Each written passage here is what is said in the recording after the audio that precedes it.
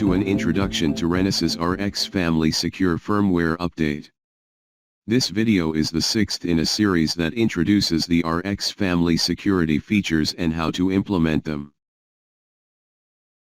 If you haven't already done so, it is recommended that you watch the RX Family Security Series videos covering the RX Family Integrated Security Engines, RX Family Secure Key Storage, RX Family Secure Key Injection, RX Family Secure Key Update, and RX Family Secure Factory Programming. Some of the concepts presented in this video assume knowledge of the information covered by those videos. In the RX Family Security Series videos Chapter 5, we explained secure key injection using the security engine, the secure boot program, and the secure programming procedure for the user program. Let's quickly review secure factory programming. First, prepare an encrypted user key and the wrapped user factory programming key, WUFPK. Generate the key data files, EUKAES128.c and EUKAES128.h, using the Security Key Management tool. In the Secure Boot program, replace the sample key data files with these generated files. Build the Secure Boot program to generate the Motorola hex file. A firmware update program for firmware updates is pre-implemented in Renesas user program sample. After building the user program, generate a Motorola hex file that encrypts the user program using the user key. Finally, combine the encrypted user program with the plaintext secure boot program, and write them into the MCU's internal flash ROM. The secure boot program will verify and decrypt the user program. In Chapter 6, we will look at the secure firmware update process for updating to the new user program. Here is a quick overview of the process. First, prepare a new user program, including the firmware update program in the new user program. Encrypt and calculate a MAC for the new user program with the user key that was injected during secure factory programming. Write the encrypted new user program to the MCU internal flash. The firmware update program that already resides in MCU flash decrypts and tamper checks the new user program, using the wrapped user key that was previously injected. After passing the tamper check, the new user program replaces the current user program. The secure firmware update procedure uses the secure update sample included in the RxTSIP driver fit. Additionally, this video shows how to update the firmware to a device that has a secure boot program and a user program with the secure firmware update function implemented in the 5th edition of the RX Family Security Series.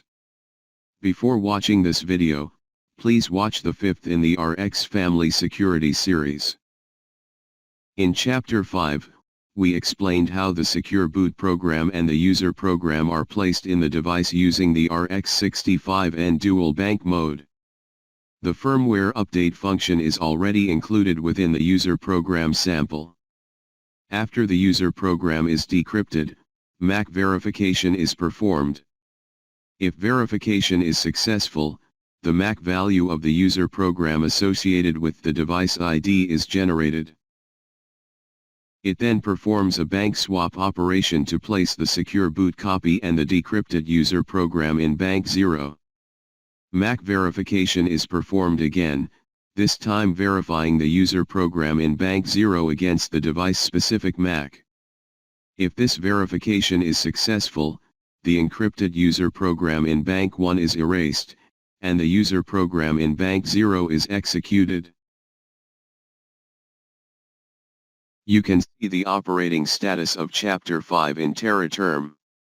The original user program version 1.00 is installed. So far, this is a review of Chapter 5.